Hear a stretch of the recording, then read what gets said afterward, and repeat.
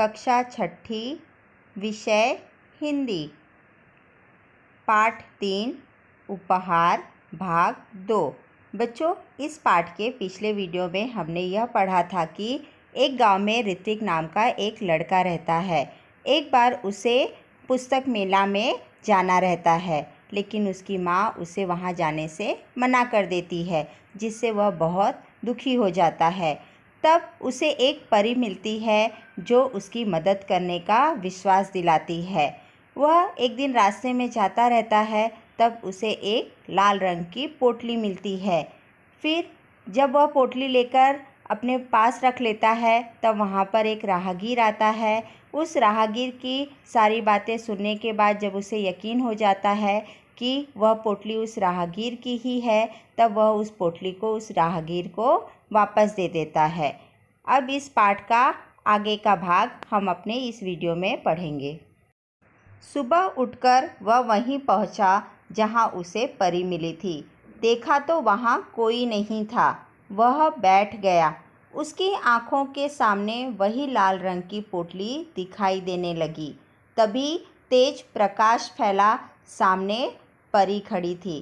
प्रकाश का अर्थ होता है उजाला, आँख का अर्थ होता है नेत्र।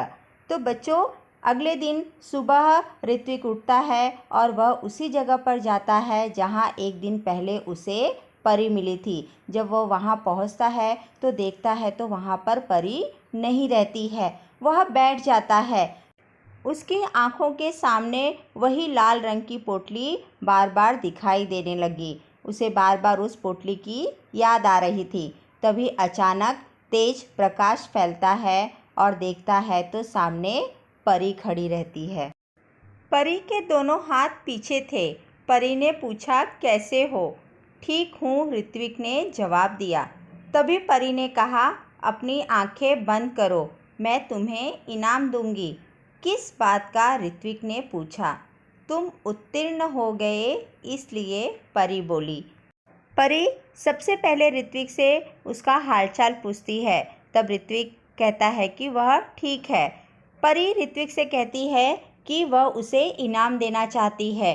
तो ऋत्विक पूछता है कि इनाम, लेकिन किस बात का इनाम? तब परी कहती है कि तुम मेरी परीक्षा में पास हो गए, इसलिए। अब हम अपने आगे की कहानी पढ़ते हैं। परी की बात ऋत्विक की समझ में नहीं आ रही थी। उसने आंखें बंद कर ली। परी ने उसके हाथों में एक मखमली थैली पकड़ा दी। ऋत्विक ने देखा तो हैरान रह गया। यह तो वही पोटली थी जो उसने राहगीर को दी थी।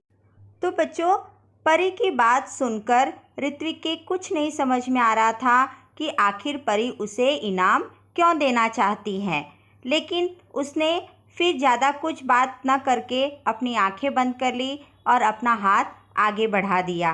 तब परी ने उसे एक मखमली थैली दी। जब उसने अपनी आंखें खोली तब उसने देखा तो वह बहुत ही हैरान अर्थात आश्चर्य में पड़ गया।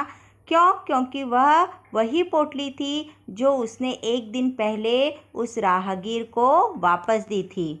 परी ने कहा, कल मैंने ही तुम्हारी ईमानदारी की परीक्षा ली थी। वह राहगीर भी मैं ही थी, इसलिए मैं तुम्हें यह इनाम दे रही हूँ।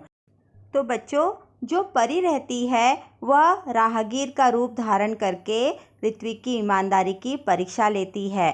वह रास्ते में एक पोटली रख देती है। वह पोटली जब ऋत्विक को मिलती है तो वह राहगीर का रूप धारण करके उससे अपनी पोटली वापस मांगती है। ऋत्विक चाहता तो वह पोटली वह खुद भी रख सकता था, लेकिन उसने ऐसा नहीं किया। उस राहगीर से पूछने के बाद जब उसे यकीन हुआ कि यह पोटली उसकी ही है, तो उसने वह पोटली उस राहगीर को वापस दे दी, जिससे उसकी ईमानदारी सिद्ध हुई और परी ने उसे वही पोटली इनाम के रूप में दे दी। परी ने ऋत्विक को समझाया, ईमानदार व्यक्ति के जीवन में किसी वस्तु की कमी नहीं होती। जाओ, अब तुम्हें मनचाही वस्तु मिलेगी।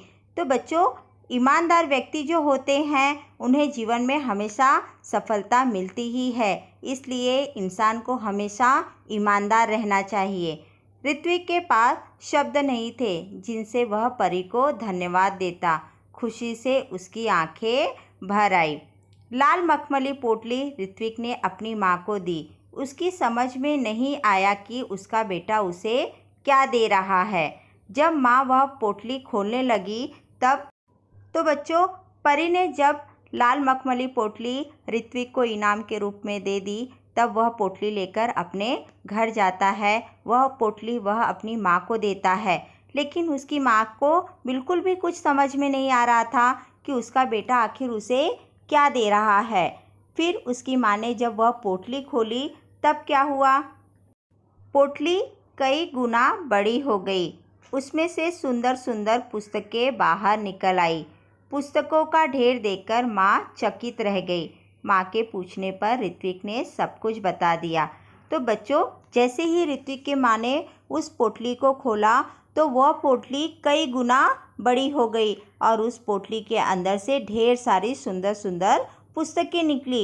यह सब देखकर ऋत्विक की माँ एकदम आश्चर्य में पड़ गई, एकदम सरप्राइज हो गई। उसने अपने बेटे से पूछा, तब ऋत्विक ने अपनी माँ को सारी सच्चाई बता दी कि कैसे उसे परी मिली थी, कैसे उसकी ईमानदारी की परीक्षा उसने ली और उन्होंने ही उसे वह पोटली इनाम के रूप में दी थी। अब ऋत्विक ने मित्रों के लिए अपनी बहन कृतिका की सहायता से पुस्तकालय खोला।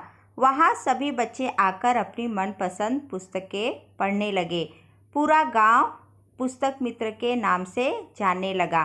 फिर बच्चों, ऋत्विक ने अपनी बहन कृतिका की सहायता से उन किताबों से एक पुस्तकालय खोला और उनके गांव के सभी बच्चे उस पुस्तकालय में आकर अपनी मनपसंद पुस्तकें पढ़ने लगे।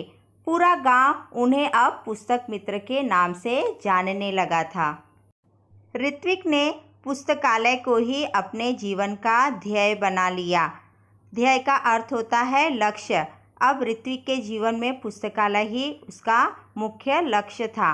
उसका सारा समय पुस्तकों के बीच बीतने लगा। एक दिन पुस्तक पढ़ते पढ़ते ऋत्विक की आंख लग गई। देखता क्या है कि पुस्तकें उससे बातें करने लगी।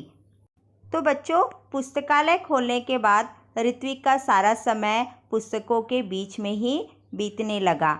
एक दिन पुस्तक पढ़ते पढ़ते उसकी आंख लग गई। तब उसे एक सपना आया। उसने देखा कि सपने में कुछ पुस्तकें उससे बातें कर रही हैं।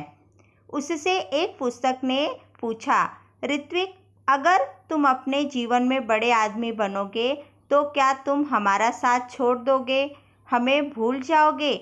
तो सपने में पुस्तक ने ऋत्विक से यह पूछा कि मानो अगर तुम आगे चलकर बहुत बड़े आदमी बन गए तो क्या तुम मुझे भूल जाओगे?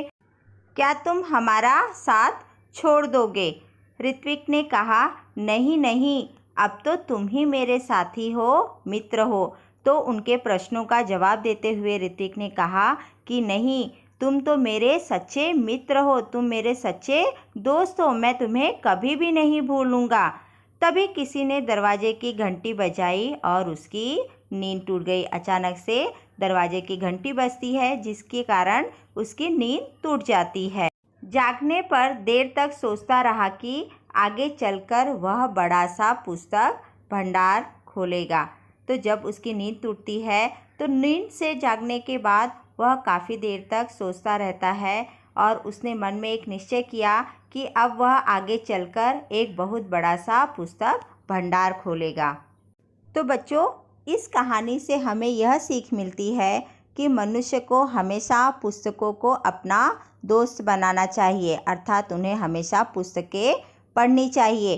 पुस्तकों से हमारा ज्ञान बढ़ता है, वह हमारा मार्गदर्शन भी करते हैं, हमें कभी भी गलत रास्ते पे न जाने की शिक्षा देते हैं। इसलिए मनुष्य को हमेशा पुस्तकों को पढ़ते रहना चाहिए, उन्हें अपना दोस्त बनाना चाहिए। धन्यवाद।